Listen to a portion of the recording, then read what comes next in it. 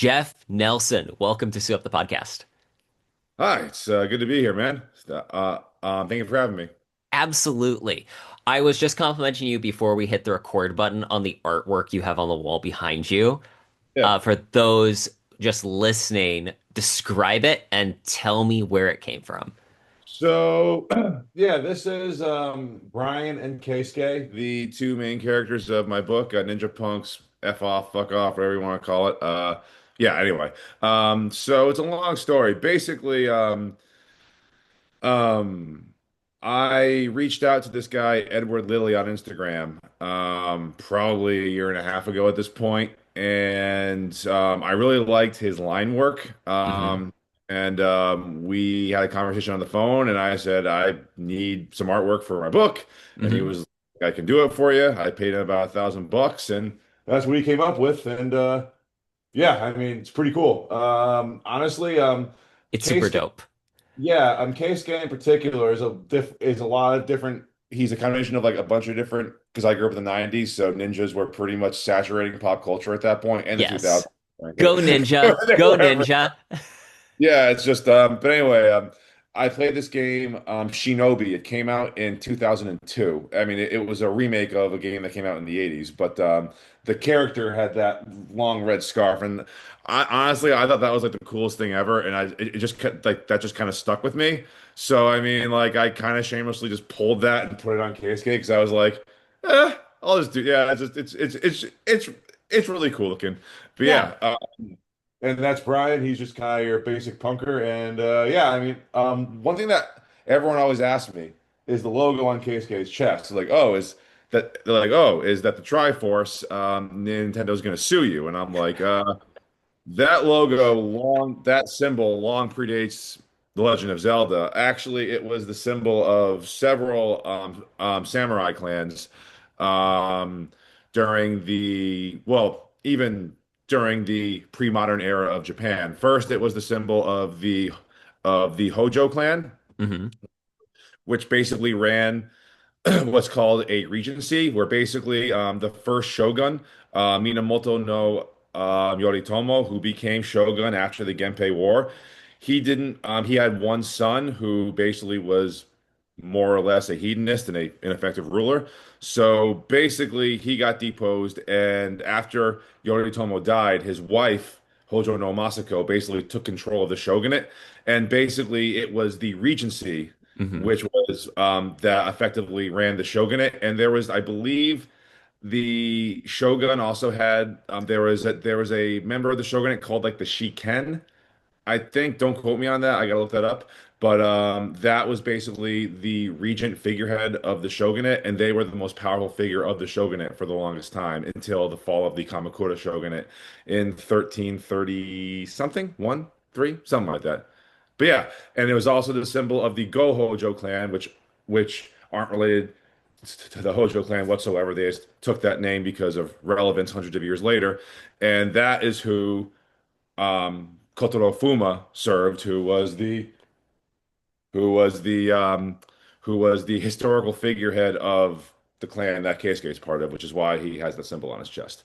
Also, the symbol of the Tanagashima clan, which um, are less relevant to the whole story, but kind of fun fact. Anyway, You know what I love is we went from this is an awesome piece of artwork to Japanese history 101. But that's okay. I think that that conversation in a nutshell encapsulates what I found fascinating about Ninja Punk's F off.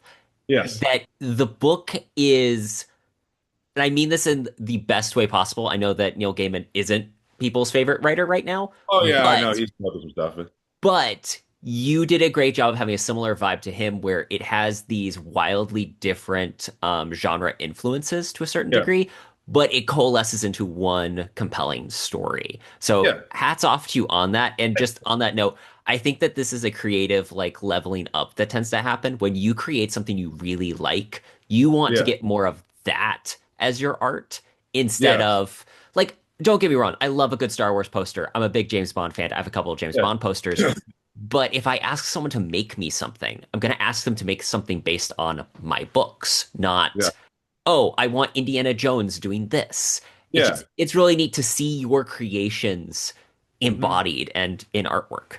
Yeah, and that's kind of interesting that you say that because I feel like actually me and Ed, the guy who drew this poster, Edward, have had a lot of conversations how it's kind of like the Wild West of creativity again, where like you have all these creators starting to pop up because all these Hmm. monoliths are starting to collapse because no one's seeing movies anymore, no one's, buying any like pop culture is kind of dying. Hmm.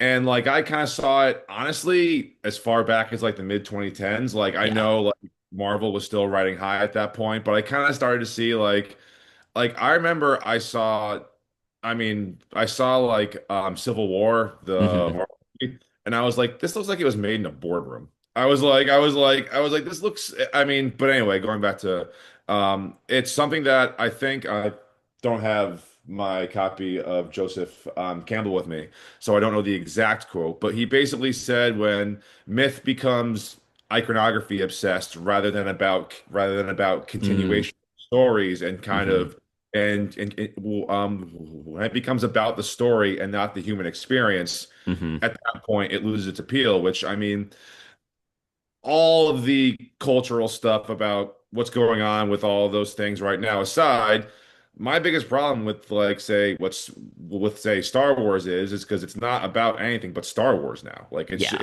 it's about Star Wars. I'm just like it's I mean like they literally made a Clerks reference Hmm. in episode 7. Like I'm just like what? Like what are you guys doing right now? I think that that's so I'm a big fan of a lot of long-running sitcoms, How I Met Your Mother, Frasier. Uh, but one of the things that I note when a show goes long enough, it Yeah. does start doing that thing where it's the characters are dumbing down to being the caricature of what you think of them as, rather than, and that's, I think How I Met Your Mother tends to keep it a little bit fresher, but I love Frasier, and Frasier does this, unfortunately, Yeah. where the last two seasons, it's what is Frasier's usual problem rather Yeah. than who is Frasier as a character. It starts Yeah. becoming that what do you know about the characters? And Star Wars did this. I haven't seen a lot of Andor, but I'm told that's what makes Andor better is that Yes. it's actually trying to just tell a good story set in the Star Wars universe instead of being a Star Wars story. That's good. I mean, yeah, I haven't seen Andor because like I'm Just not gonna no lie. interest in Star Wars at this point. Cassian Andor just like I'm just like I don't care about Cassian Andor, man. I Yeah. just like I mean like listen, I'm not denying it's probably good. I haven't seen it. Like I'm Hmm. but like I just like there are so many things I would rather like Yeah. read than just watch Andor. I don't know. That's Hmm. kind of how You'd rather I'm be writing? Crazy idea. exactly. Yeah. I mean like I'd rather be reading, writing, doing something, I don't know, other than just watching Andor. That's just kind of how I Hmm. feel about it. I mean, yeah. So yeah. So before I get too far off the beaten path, would you mind sharing just a brief biographical sketch with the audience? Oh yeah. So I grew up in Connecticut. I grew up in Essex. Speaking of sitcoms, for those of you who have seen the Gilmore Girls, Hmm. the hometown I grew up in is heavily based on the setting of the Gilmore Girls, or the setting of the Gilmore Girls is heavily based on the hometown I grew up in. That's really It's cool. I mean, or it's based on Old Saybrook. I grew up in Essex, which was like they're right next to each other, so close enough. But yeah, it's kind of funny. I watch Gilmore Girls, and I'm like, someone did their research, man. Holy shit! I'm like, like I know 10 women like the grandma. Like, oh my Hmm. God, the grandma. I'm like, oh my God, someone like spent a lot of time in Essex / Old Saybrook because, good Lord. Anyway, um. So yeah, like I was a bit of a social outcast as a kid. I grew up with a speech impediment. That wasn't fun. I was kind of overweight. Growing up, I'm a big individual. I'm 6'5", 280 pounds. For those of you who I am a large individual. So I was a bit of a. I was kind of never really fit in. But so in lieu of having any friends, I was reading, I was playing video games, I was reading comic books, I was watching anime back when that wasn't so cool. Um, and uh, and yeah, so I guess like even as a kid, I started to notice like all the similarities in these stories that are being Hmm. told. And as when you're 9, you don't really think that much about it. And then when I got to high school, I learned about Joseph Campbell and folks like him. And that's when I really started getting into Greek mythology a lot. I've Hmm. read I can't count how many times I've read the Iliad. I love that book. Amazing. Yeah, yeah, it's honestly, I mean, we can get into that later, but sorry, like the second one was the Iliad. I'm like, I want to go off on the Iliad, I but know, same.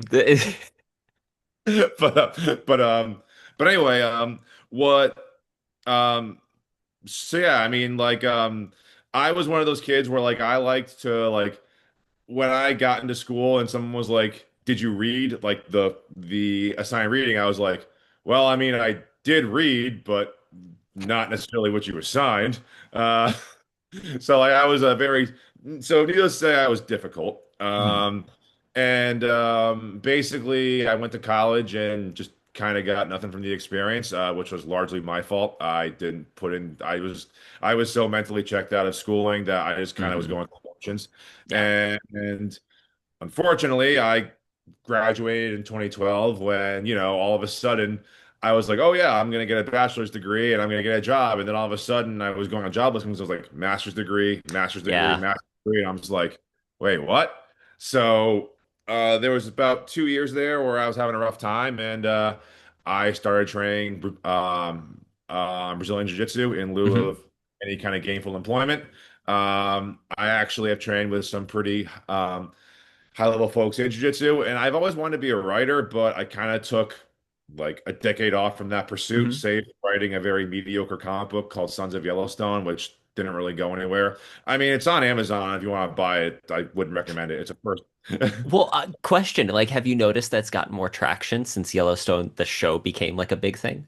No, Okay. I mean, if anyone buys it, cool. It's basically a first draft that I thought was done, and then I made into a comic book, and then everyone who's remotely like connected to comics, I was like, hey, this is cool, and they were like, not that cool. Anyway, But that's it's important to have those things yeah, in your portfolio because it yeah, reminds you just how far you've come when yeah. you get to the next thing. Yeah, I mean, I think the idea is there. It just needs some more work.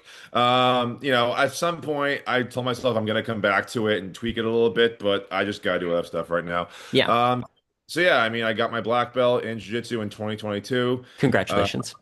Thank you, man. Yeah, I appreciate it. And at that point, my body's pretty much fallen apart, and I didn't really want to compete anymore in jiu-jitsu, and I kind of want to shift focus. And I was kind of going through a weird spot in my life where I'm in my early 30s, and I have more joint problems than someone in their early 30s should have had because of all the crazy stuff I did. And I was like, well, I should probably get back to writing, and I remember like to get into Ninja Punks like 2 years ago. No, no, no, not 2 years ago.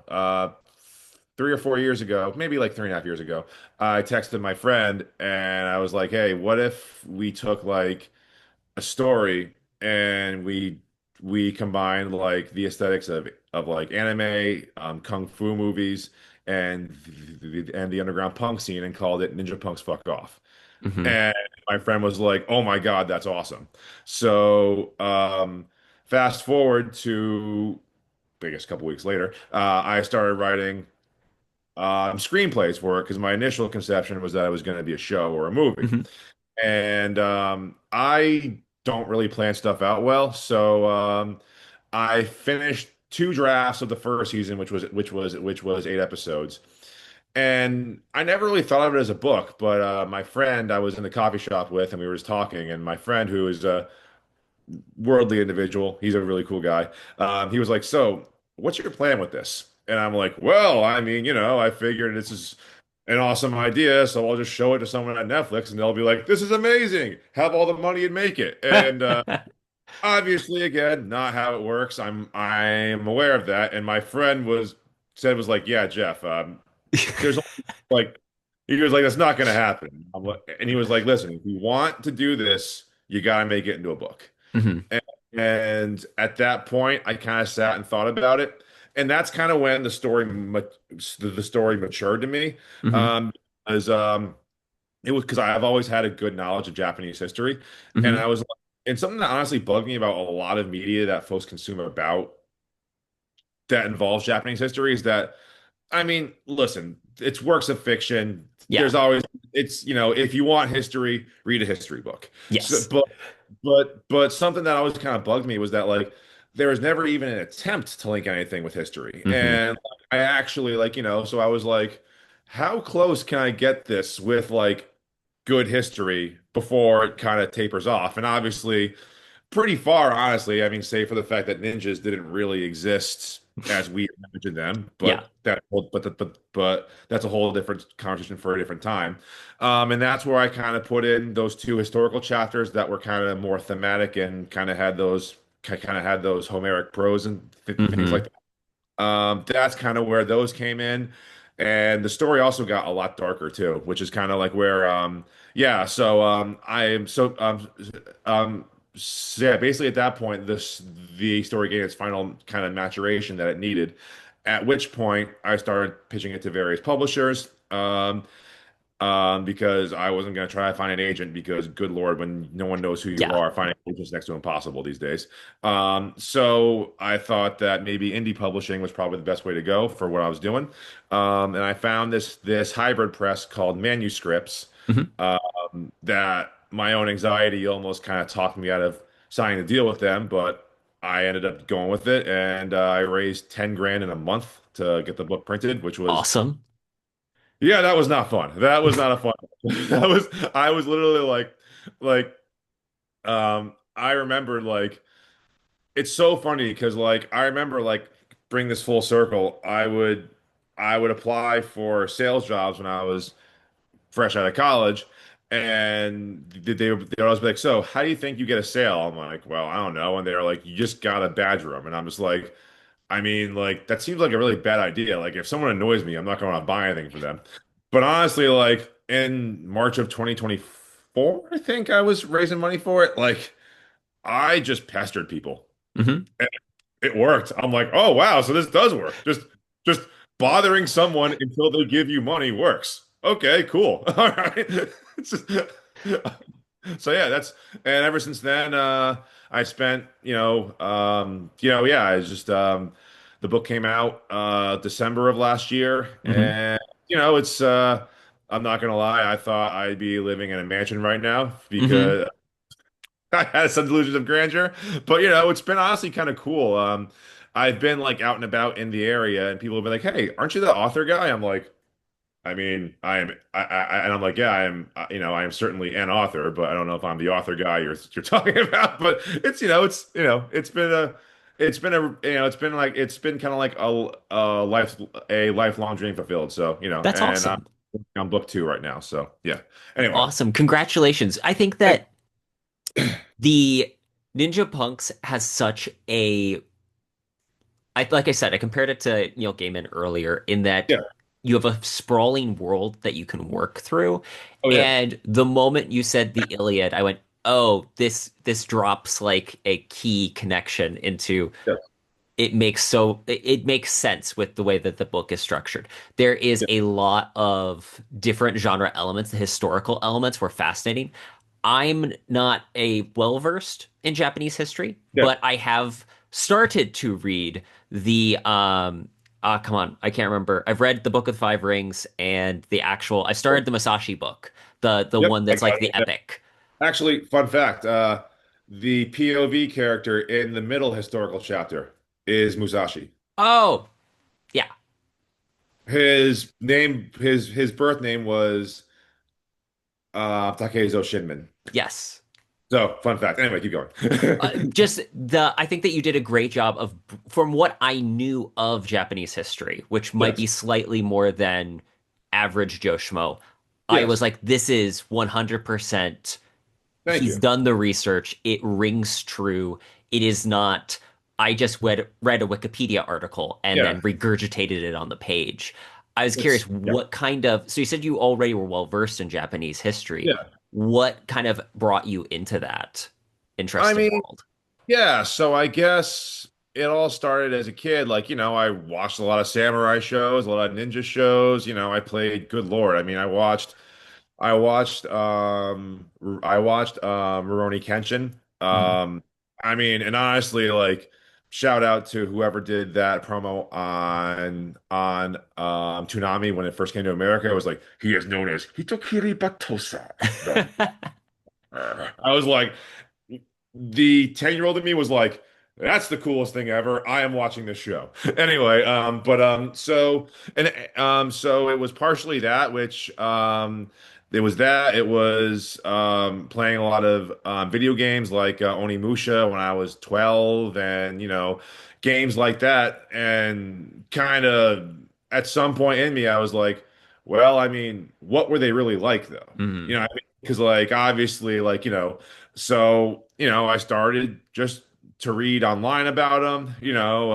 I think actually some of those games actually are somewhat educational, like because like Mhm. say like Onimusha, like Nobunaga, though he wasn't an actual demon, actually was called the Demon King of the Sixth Heaven when he was alive.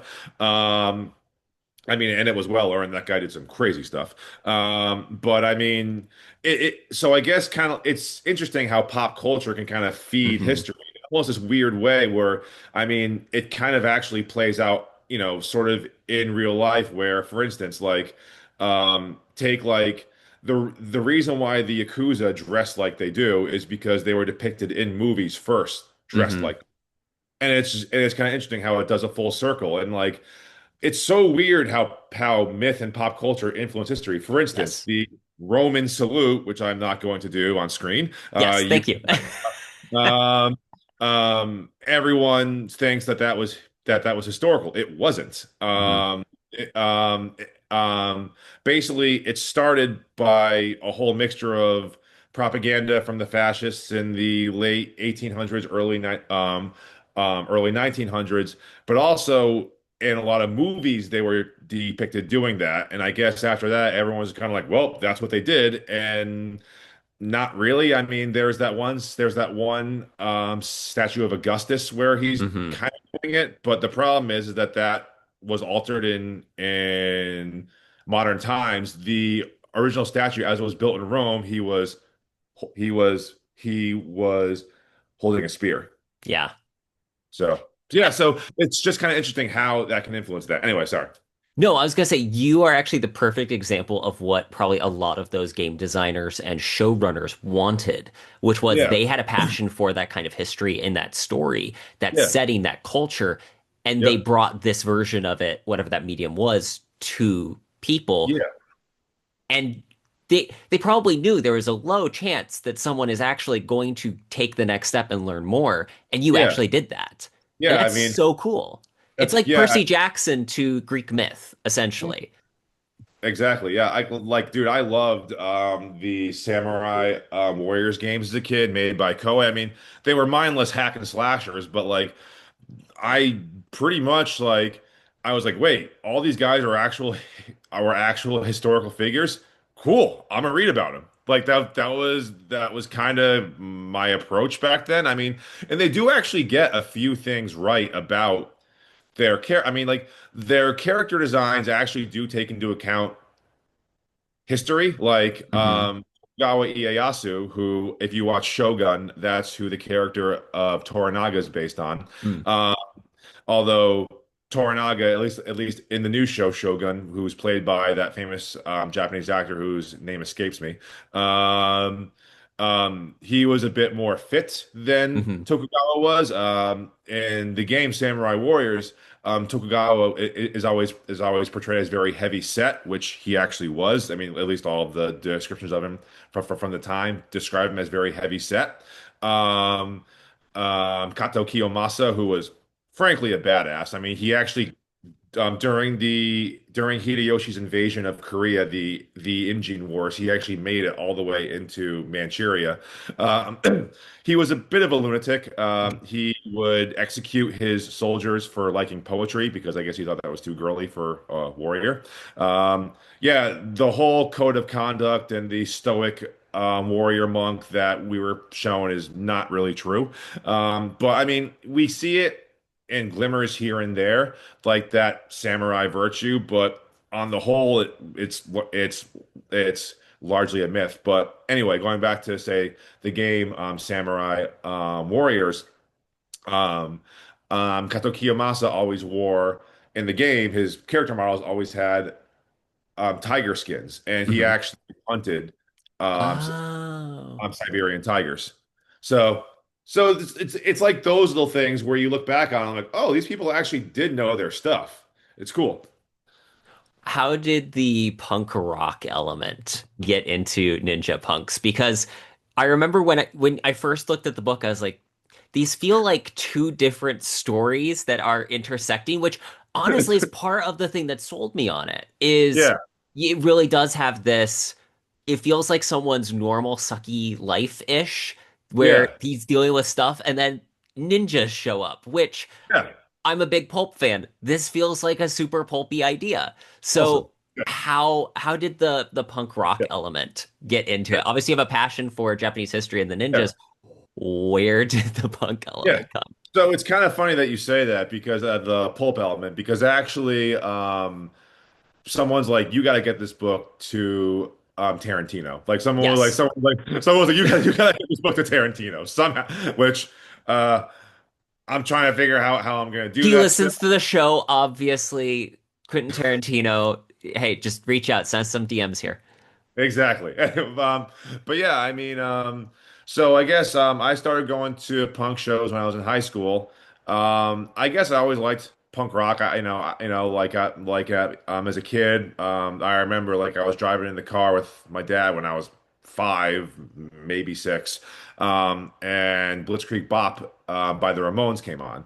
And I was like, this is cool. And I started to like the Ramones a lot. From there, I had an older brother who was 8 years older than me, so he was an early teenager during the whole age of like grunge and The Offspring, and grunge and those like new wave punk bands in the 90s that were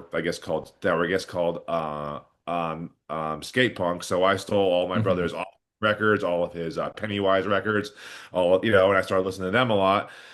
And then when I got to high school, I learned about this punk scene that was in the city of New London, which was about a 25-minute drive from my house, from where my house was in Essex. So I started going to punk shows um, in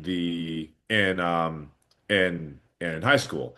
And I don't know, like when you go to punk shows, it's weird. Like everyone romanticizes the idea of punk and how these people are just saying F you to everybody and stuff like that. And kind of the point I made in Ninja Punks was like, it's kind of a very awful existence. Like just blindly rebelling is not Hmm. necessarily healthy. I mean, Hmm. and that's kind of and honestly, I ended up in a lot of bad spots in life. I mean, honestly, everyone says how annoying as a character Brian is. And I'm like, well, you would have hated me because Brian is 16-year-old me.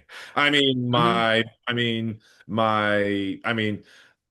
both of my parents are still living, thank God. But Hmm. so that's not. But just how he carried himself and how he acted. Hmm. Oh God, I thought I knew everything. I thought I was too cool for everything. Like everyone hated me as a kid. Like, Okay, you did a great job of having Brian.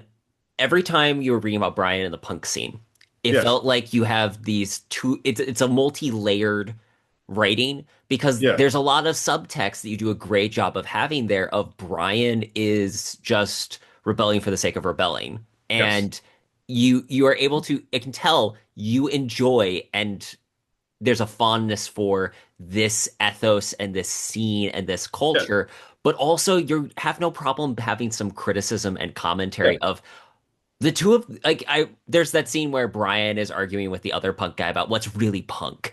And I'm like, yeah, it's hilarious how they are both taking this thing dead seriously, yeah. but you as the reader and writer are like, okay, how stupid is some of this? Like they're That's the point. That's the point. exactly. You do such a great job of doing that though, because I can tell that you care about this, but Yeah. also you have no problem having some criticism to Oh, it. yeah, I mean, listen, and I've met so many people like that guy Bill that I'm just like, because that's the thing, like, it gets romanticized a lot too, the punk scene. How like, and I saw all these memes of like, I remember like when I was still on Facebook. I'm not on Facebook anymore because I frankly Congratulations. I can't take all the arguing, man. I remember, not to get too political, there was like a 200 comment Yes. argument on politics on Facebook, and I just chime in. And I said, I'm sure everybody's having a very civil conversation, and I'm sure everyone's minds are going to be changed after this conversation. And everyone started dogpiling on me after that, and I'm like, I just can't take it anymore. But anyway, back when I was on Facebook, um, um, um, yeah, so I remember I was friends with a lot of guys from the punk scene, and they would post these memes like, "Oh, never judge a book by its cover," and it showed a guy who's all punked out, and then it showed him like in this it was in this picture next to that one where he's wearing like a doctor's coat and he's a lawyer. I'm like, listen, I have never met anyone at these punk shows who moonlights as a punk, but then like but then like at the daytime he's like he's a doctor, lawyer, hedge fund manager. I've never met any of those guys. They don't exist. It's largely this like crazy fantasy, I feel like. I mean, granted, you do have like guys in bands like Dexter Holland, the singer of The Offspring, I think is a PhD in something or other. So is like Greg Graffin, but like I feel like those guys aren't like so bought into the whole "I gotta be punk all the time" thing. Whereas like some of these dudes really are, and it's like and they're like 45 years old, and they're so bought into like listening to only real punk, and I'm like, dude, stop. And you're just like, seriously, like stop. Like, and dude, I did it too. Like when I was a kid, like I would listen to like a Green Day song and be like, "Oh, this sucks. It's not real punk." And but like somewhere inside of me, I'm like, "This song is really catchy." But I'm like, but I got a masquerade and like, "Oh no, it's not real punk." And I'm just like, and just in hindsight, I'm like, I made myself freaking crazy. I literally made myself crazy. It's just and that's kind of largely what it's a criticism of, and that's honestly what those two historical chapters are really about, especially the middle one, where it's like, I mean, punk is what is punk, I feel like has always been around. But like I feel like people who are punk in this day and age lack the means to really kind of fulfill the best idea of that existence Hmm. out.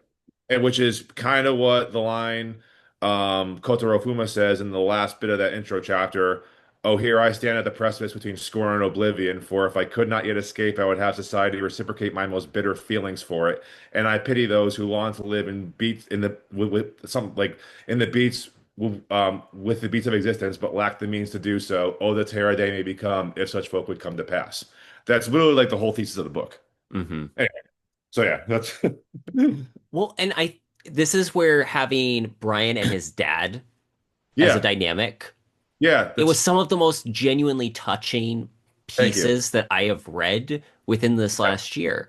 thank you. Because just for context for people, the Brian and his dad Keith, if I remember his name correctly, they Yeah, are his mom died, and yes, he's trying to wrestle with what does life look like now, and he's basically embedding himself further into the punk scene to like yes, get away from his feelings. And yes, his dad used to be a punker, and yes, it's his dad is starting to move on, and having that dynamic where Keith brings a maturity, yeah, but at the same token, you understand Brian's pain. Like it's the most yeah, visceral that you can really feel yeah, because it's also seeing your dad try to move on with his life, which is what ultimately you're supposed to do, but yeah, it still doesn't make it easier. yeah. Yeah. I mean, honestly, Keith is an interesting. Keith, like, it's weird. Like, people have reached out to me and said my two favorite characters are Keith and Julio, Yes. and and people text me. I mean, not going to spoil it, but I'm like, oh, your favorite character is Julio. Yeah. I'm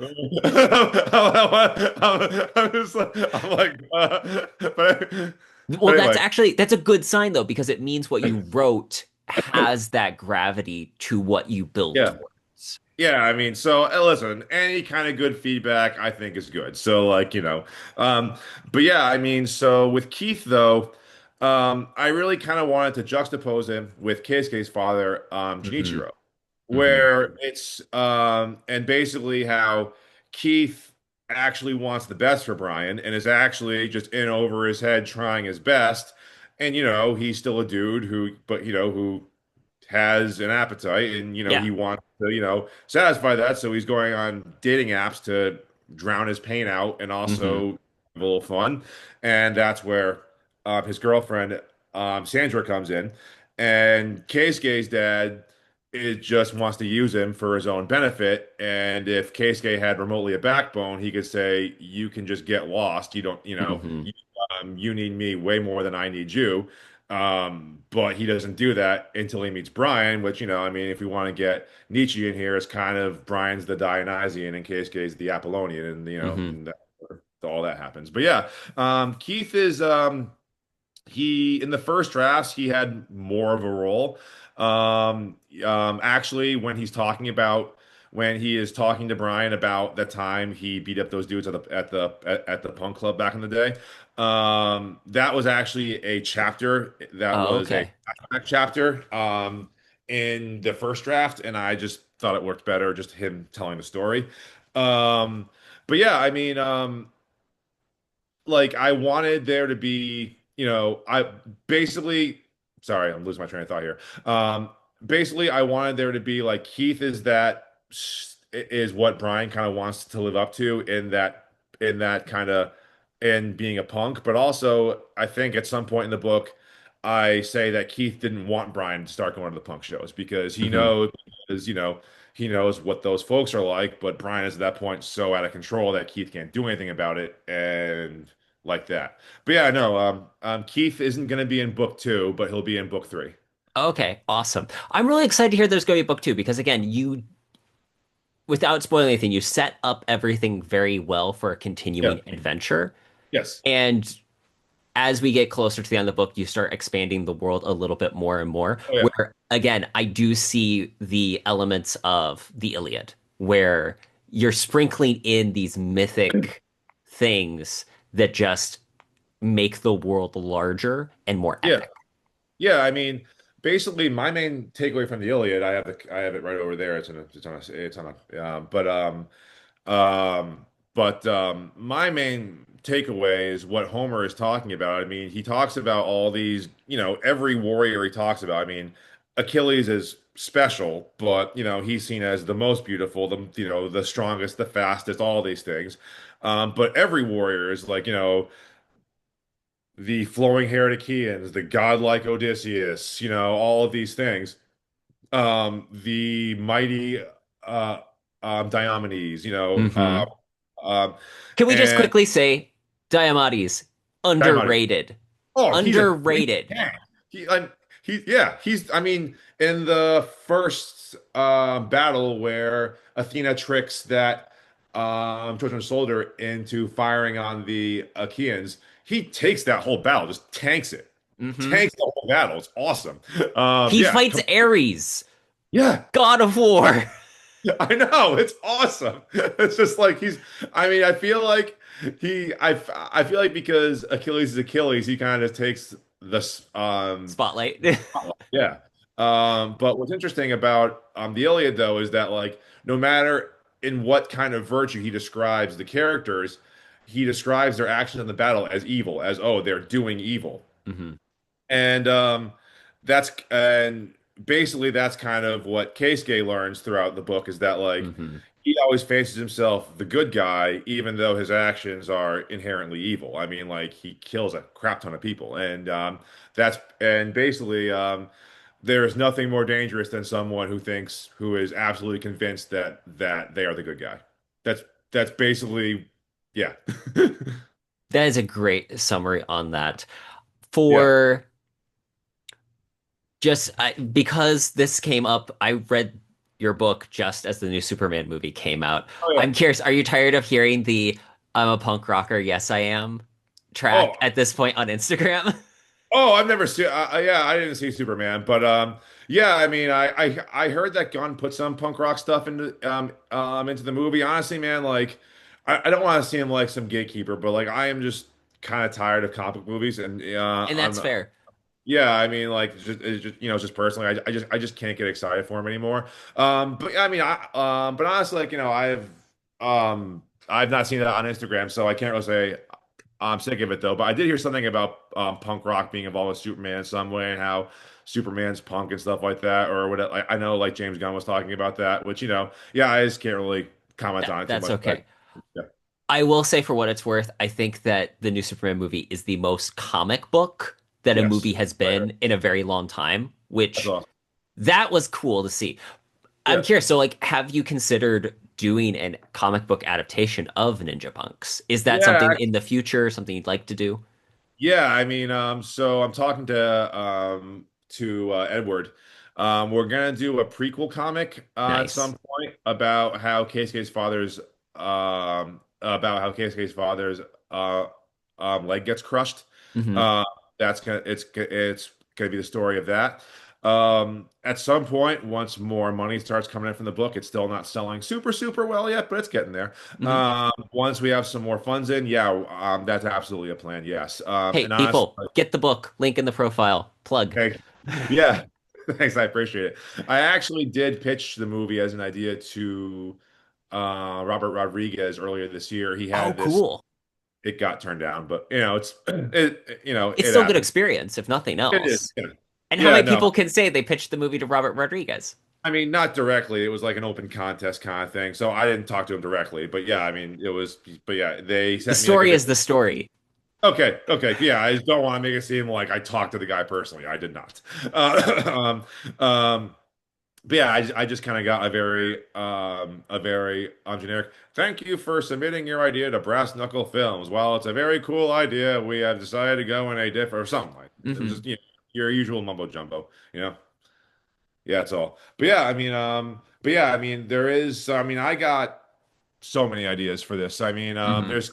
I mean, the book series is probably gonna be 5 books, Nice. um, thereabouts. The second one I'm currently working on is called A Holiday on Kirill. Every single book title is going to be a parody of a Dead Kennedys song title. Love So that. so yeah, and yeah, like book two is going to be the most epic. Like if you like the Iliad, book two is going to be your jam. Book three is going to be more similar to book one. Okay. It's yeah, it's I don't want to spoil anything too much, but Hmm. yeah, it's like sorry, good. I was just gonna ask, so you're working on book two. What Yes. is your, do you have a writing routine? If so, what does that look like for you? I write usually in I write usually in the afternoons, in between things. I do 1,000 things right now. I work Hmm. every day. I teach jiu-jitsu at like 3 different gyms across the state, which that involves a good deal of driving. I work part-time at at a local grocery store, and I do stuff for the book. So Hmm. but usually there's that pocket of time that I have that's like noon to 5 o'clock where I can just like go Hmm. to a coffee shop and write because I'm one of those guys where I have to write at a coffee shop. I can't write at home. Like Hmm. at home, I'm like, I write like 2 sentences and I'm like, oh, so what's on YouTube? And I Yeah. just kind of off. So because like YouTube has there are some there are some documentaries on YouTube for history that are like insanely good. Hmm. I mean, like a lot of what I learned now about Japanese history is, I read a lot of the books too, but I've read the Tale of the Heike, which is like the Japanese Iliad. It's about the Genpei War. It's Hmm. pretty epic. If you want to Okay. read, yeah, like so that's a good one to read. It's basically about the fall of the Heian period, which is that very classical, Hmm.